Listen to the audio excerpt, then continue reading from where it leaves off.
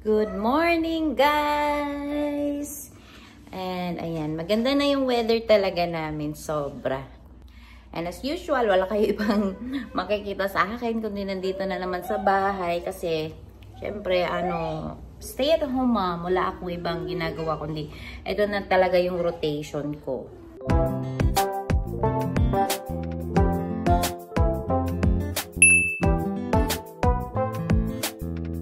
At the same time, nag-aalaga ako ng maliit at saka yung isang maliit ko doon. Yan.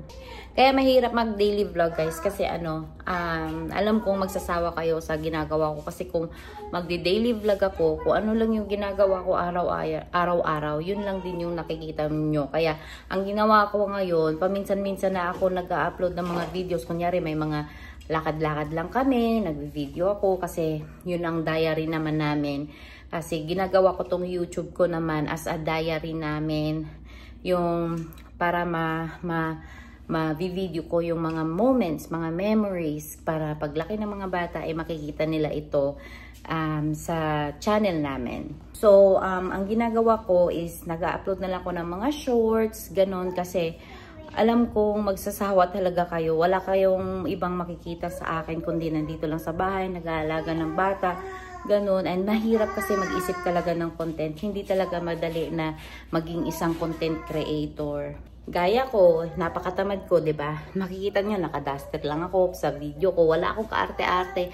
Wala kayong makikitang makeup sa akin. Kung ano yung natural na ako, na nandito lang ako sa bahay. Yun lang talaga yung nakikita niyo sa video. Minsan nakakapag-ayos ako kapag umaalis kami, ganun, but bihirang-bihira ako nag-aayos na ngayon na yung sobrang busy ko. Sobrang busy kasi talaga na 3 yung anak ko. Tapos bago kami umalis, sila yung inaasikaso ko kaysa sa sarili ko, yung ganun. Mahirap kasi talaga na uunahin ko yung sarili ko. Mas inuuna ko kasing ayusan yung mga anak ko kaysa sa akin. Hindi naman masama na aayusan ko din yung sarili ko kasi pag nandiyan naman si daddy, binabantayan naman niya yung mga bata. Tapos, yun, nakakapag-ayos ako ng sarili ko, yung ganun. But, simple lang talaga kasi ako. Kung ano lang yung nakikita niyo sa akin talaga dito sa YouTube. Ito talaga. Kasi alam ko naman, darating din yung time na mabibigyan ko din yung time ng yung sarili ko. Pag siguro malaki na yung mga bata, no? It's not too late pa naman na kasi nabigyan ko din naman ng time yung sarili ko nung wala pa ako mga anak. So, yun ang naman sa akin. So, sabi ko sa sarili ko, darating din yung time na yun kapag malaki na sila. Pag malaki na sila, so marami na akong time para sa sarili ko. So, mamimiss ko naman yung mga anak ko pag ganun. Kaya, di ba, nung sabi ko noong una na gusto ko mag-daily vlog, hindi ko talaga magawa, guys. Kasi mahirap mag-isip ng daily vlog tapos ang ginagawa ko lang is nandito, alaga ng mga bata, nagluluto. Walang kwenta, wala akong maikwento sa inyo. Siguro okay kung meron akong work, papakita ko sa inyo yung trabaho ko or meron akong mga ginagawa dito sa Canada, yung ganun. Siguro pag ganun, hindi kayo maboboard sa akin. Lalo na nandito kami sa Winnipeg, wala kami masyadong pasyalan din dito. Kaya, yeah. Wala talaga, as in wala. Mahirap mag-isip ng content, but if meron kaming lakad na mga special, yun, makukunan ko ng mga video, mga vlog namin. Ayan, tulog na si Pio, guys. Magluluto naman ako ng lunch. Kasi si Daddy, nag-overtime kagabi. Alas 11 na, tinawagan pa siya ng work niya na kailangan niyang pumunta sa trabaho kasi meron dang na hospital. So, kailangan niyang pumunta kasi kulang sila ng staff. So, sakto is malapit lang siya kasi dito sa work. Mga 5 minutes away lang. So, tinanggap na lang ni Daddy kasi sayang din yung overtime. Kasi ngayon is bibira silang binibigyan ng overtime kasi nga renew na ng yung mga vacation nila. Ang dami kasing vacation nila eh. So, ngayon, bibihira silang tinatawagan. Kaya, ginrab na ni Daddy. And then, sakto this is Holy Week. Holy Week ngayong week na ito. Ngayong Friday, Saturday, Sunday. Walang work si Daddy. And then, sabi ko sa kanya, wag ka na mag-overtime that time. Kasi, ibigay naman natin ni Lord yung time na yun. And then, baka magbisita iglesia din kami. And, depende kung ano yung magagawa namin ngayong Holy Week na ito. Kasi, last year, hindi ko alam kung, hindi namin yun na bigyan ng time pala. Yung Holy Week namin last year kasi nag-work si Daddy nun. Bago pa kasi si Daddy sa work nun last year, kaya bawal siya mag-absent. Ngayon, nasaktuhan talaga na day off niya. So, yeah, magluluto ako ng nilagang baboy. Kasi para may sabaw, at saka pang paggatas ko din, at saka para kay Elisha. Si Elisha kasi, mas gusto niya ng mga sabaw, mga ganun. Ayan, oh. Ay. Yeah. Yan guys. So, naka-duster lang ako. Ang sarap kasi mag-duster pag dito sa bahay. Gustong gusto ko naka-duster kasi hayahay. Walang hindi masikip. Mas gusto ko talaga naka-duster dito sa bahay. Kasi komportable. Napaka-komportable. Ang laki na ng braso ko. Gusto ko na magpapayat pero hindi po pwede. Alam mo yun, gusto ko na talagang makita yung sarili ko. Kung ipopost ko yung ayan, tignan niyo guys. Ganyan ako dati. Maarte ako dati sa sarili ko. Kasi dati, naalala ko pa dati nung dalaga ako, nagpapa-facial pa ako. Tapos, nung dalaga ako, meron pa akong kasi nakakondo kami dati sa Manila. Meron kasi akong ka-roommate, si Ate Ruby. Nagpapaganda kami. Kami noon, malapit kami dyan sa Robinsons, Manila, nakatira dati. Tapos, sa baba, nung condo na yon is merong yung pampaganda. Meron silang facial, yung pampalusaw ng taba sa tiyan. Nagpapaganon ako guys. As in, natutuwa ako kapag iniisip ko yung mga panahon dati na winawaldas ko lang yung pera ko sa pampaganda, yung ganun. Kasi wala akong iniisip. Hindi pa kami ni Kevin nun. Tapos, nag-gym pa ako dati. Ang dami ko talagang ginagawa sa sarili ko dati. Kaya, alam nyo guys, kung nakikita nyo ako ngayon na ang taba ko, ang pangit ko. Kasi nga, syempre, nanay na ako, kakapanganak ko pa lang. Hindi ko siya hinahanap. Hinahanap ko siya kasi gusto ko lang na maging healthy. Kasi nga gusto ko naman na mas humaba pa yung buhay ko para sa mga anak ko. But, syempre, kung magpapapayat ako para lang gumanda ako or something, meron na ako dun. But, hindi ko siya hinahanap na totally na gusto ko talaga kaagad-agad. Kasi, kasi talaga, pag bago ka ng anak, kasi talaga yun, matagal ang proseso. Matagal ang proseso ng pag-heal ng katawan natin. Aabutin siya ng mga almost 2 years, 2 to 3 years, ganun. Gaya ko, consistent na 2 years akong nabuntis. Kaya, mahirap para sa akin na makarecover. Siguro makaka-recover ako after mga 3 years kung tapos na din ako mag-breastfeed ni Pio. So, ngayon kasi is sila muna yung priority ko. Pero nung dalaga ako guys, kung nakita nyo lang ako nung dalaga ako, as in, hindi ko alam. Basta malayong-malayo sa itsura ko ngayon. Malayong-malayo kasi lumobo na yung dito ko. Laki na ng braso ko. Tapos ang liit pa ng tiyan ko noon. Ang ganda lang. Ang sarap lang siya. Ano yung tawag noon? I-reminisce sa utak. Yung iisipin mo yung past. Kaya sabi ko kay Daddy, alam mo dati, ganun ang ginagawa ko. Ang ganda ko dati, nung nang-meet mo ako. Pero sinasabi lagi ni Daddy, maganda pa din daw ako. Kahit na parang niloloko ko lang sarili ko. Kasi kapag nakikita ko lang sarili ko, parang ewan. Kaya bibira ko nakatingin sa salamin. Wala akong salamin dito na whole body kasi ayaw kong nakikita yung sarili ko.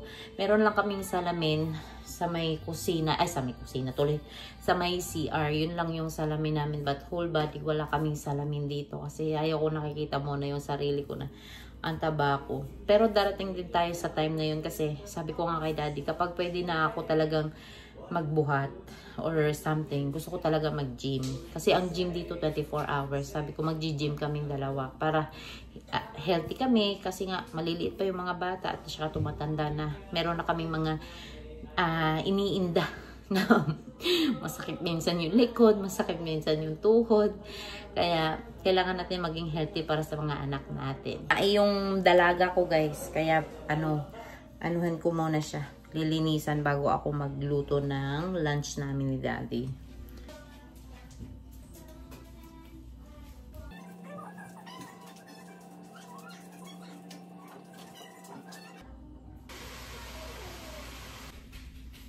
Lalaba pala muna ako guys kasi ang dami ko nang labahin. Kailangan ko na silang isalang. Punong-puno na yung basket namin. Salang ko na guys yung labahin namin. Ngayon ay magluluto naman ako. Nag-Seafood City kasi ako nung nakaraang araw. Nung linggo. Dapat Yangs pala pupuntahan ko noon. Sarado na pala sila until 6 PM. Kaya nag-Seafood City na lang ako. Medyo mahal nga lang, may kamahalan nga lang talaga sa Seafood City. Pero no choice ako kasi wala na akong maluto kinabukasan. Kaya pumunta na talaga ako doon. And then may nabili ako dito na baboy. Baboy na sahita. Yung sahita na part, masarap yan pag nilalaga. So magluluto muna ako.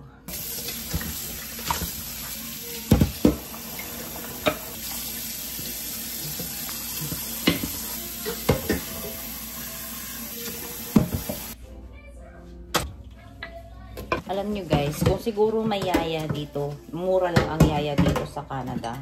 Masarap mag-anak na mag-anak. Kasi libre pa. Libre mga anak. Tapos walang pahirap-hirap, diba? But, ang mahirap dito, yung pag-aalaga, pagbabalansi ng oras. Kasi mahirap na gaya niyan. Ngayon sa amin, si daddy lang yung nagtatrabaho. Imbis na pwede akong magtrabaho, hindi ako makapagtrabaho. Kung may yaya lang siguro, pwede pa. Hindi siya advisable talaga na yung mag-anak. Libre lahat. Tapos, mayroon nga silang allowance. Pero maliit lang din yung allowance. Hindi man malaki. Kung i-convert siya into peso, malaki siya. Kasi nga, peso. Pero dito kasi, ang gastos mo din is Canadian. Hindi mo naman po pwedeng anuhin yung pera ng mga bata, diba? Para din naman sa kanila yun. Kaya, mahirap. Kaya nga yung mga nakakausap namin, sabi nga yung isa na nakausap namin, 5 yung anak niya. Sabi niya, siguro kung dito daw siya nag-anak ng 5, mahihirapan din siya. Kasi sa Singapore kasi siya nanganak, and sa Singapore kasi is madali daw yung kumuha ng yaya doon na mura lang or basta madali lang daw sa Singapore dati. So yun, pero kung dito daw mahirap. Sabi ko nga mahirap kasi meron talagang isang magsasakripisyo. Syempre ang nanay ang magsasakripisyo kasi si daddy is siya yung medyo okay ang income sa aming dalawa. Kasi ako sa Wendy's lang naman ako nagtrabaho. Magkano lang din yung sahod ko sa Wendy's, so hindi siya enough kung sa aming family. Alam mo yun, kaya ako na lang yung nag-sacrifice. Hindi muna ako bumalik ng trabaho. Siguro pag pwede na, babalik din ako sa trabaho kasi mas gusto ko pa din na may work ako para yung gaya nga ng sinasabi ko na medyo naging na ako, mahiyain. Ayaw ko na yung parang may nakakausap ako lagi na tao. Kasi nga, lagi lang ako nandito sa bahay. But, thankful lang talaga ako kay daddy kasi kapag day off siya, nilalabas niya ako, namamasyal kami, mga bata. Kasi kahit papano ay makakakita ng ibang view, mga ganun. But, wala kasi kaming circle of friends dito gaano sa Canada. Even sa Philippines, wala kami. Hindi kami gaano maano ni daddy sa mga barkada-barkada. Wala kami. So, mostly kami lang talaga magkakasama. But, masaya naman kami na kami-kami lang. Na yung mga anak namin, yung mga kasama namin, mga kabanding namin. But, meron kaming mga kaibigan. Meron kaming kaibigan dito. But, bihira kaming nagkikita. But, meron kaming na plano this summer na magka-camping kami. Meron kaming family friends dito na kasama namin sa camping. So, yun.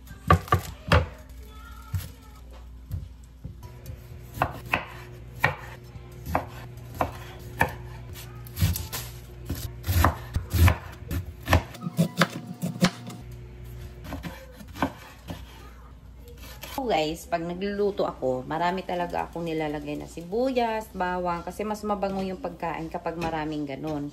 Tapos, kapag naglalaga ako or tinola, hindi talaga nawawala sa akin yung maraming ginger at saka yung lemongrass, yung tanglad sa amin. Kasi nasanay ako sa amin na kapag wala kaming ginger, tanglad lang yung nilalagay namin kasi pampawala siya ng lansa at saka masarap siya sa sabaw. So, hindi ako nawawalan ng lemongrass. So, bumibili ako sa it's either sa Yangs or sa tawag nun, Seafood City. Meron silang binibenta na maramihan na. Ganito guys, oh. Nakita ko sa inyo. Ito. Ayan. Nabili ko to sa Seafood City ng $3 something. So, mga $4 na siya.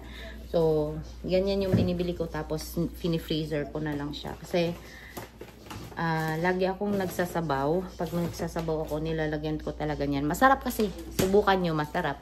Masarap kapag nilalagyan ng lemongrass lagi yung sabaw. Mabango.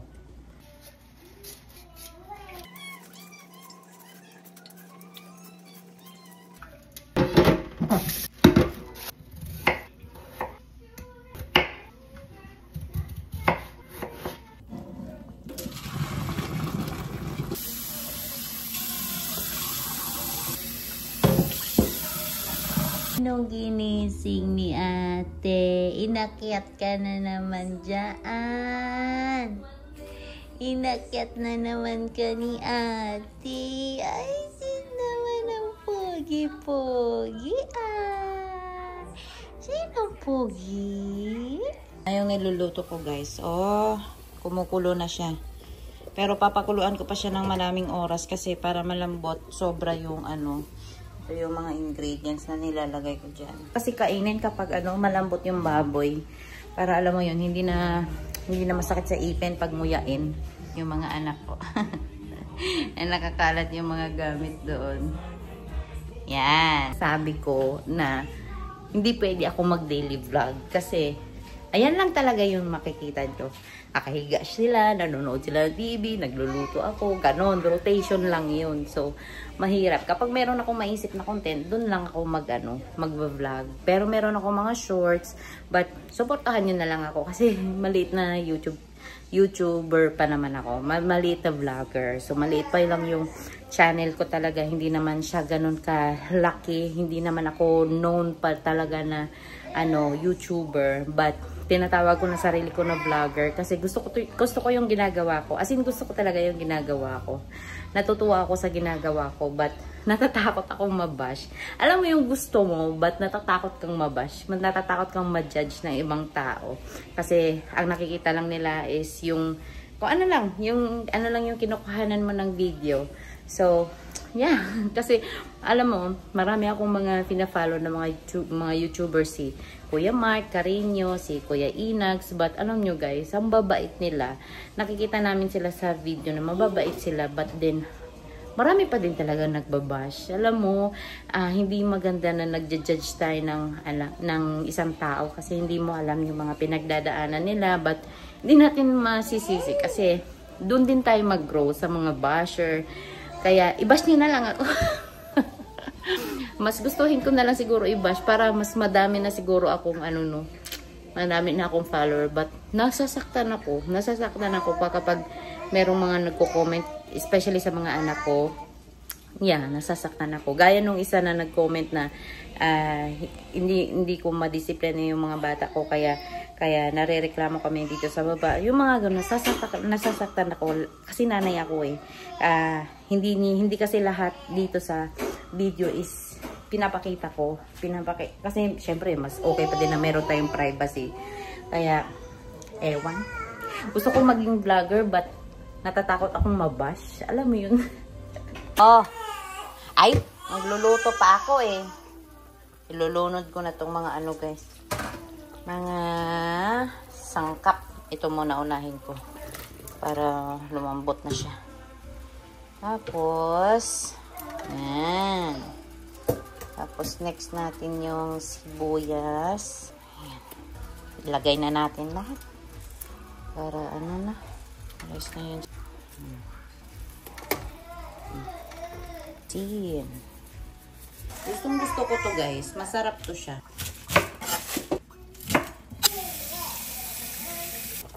Umaamoy na sa akin yung yung amoy ng tanglad.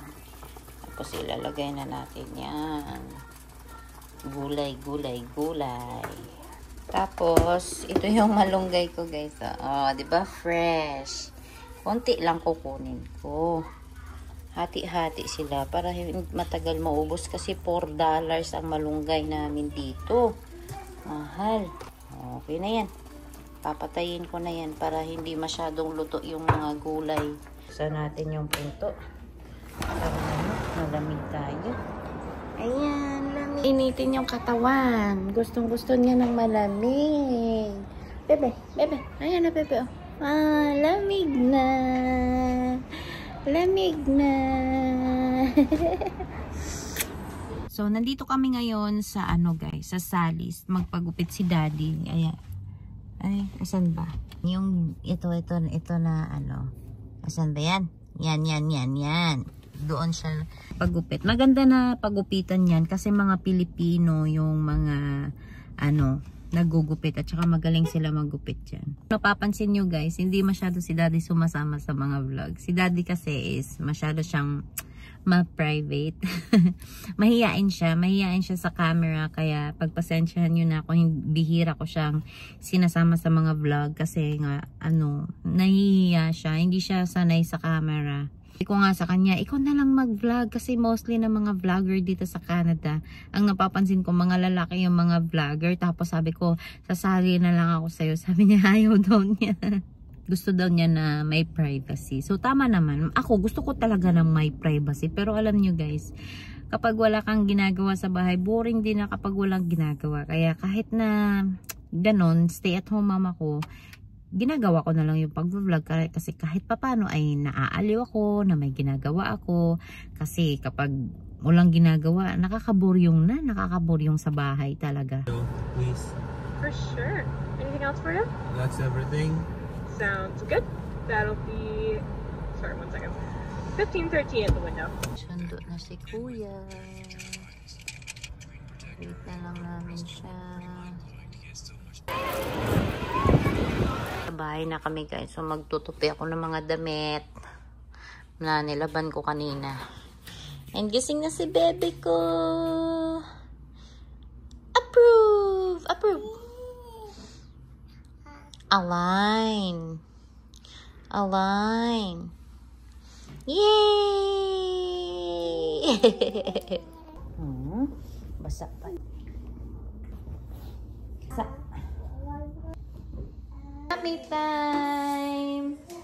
Tummy time si Pogi. Hi. Hello. Hello. Hi, Pogi.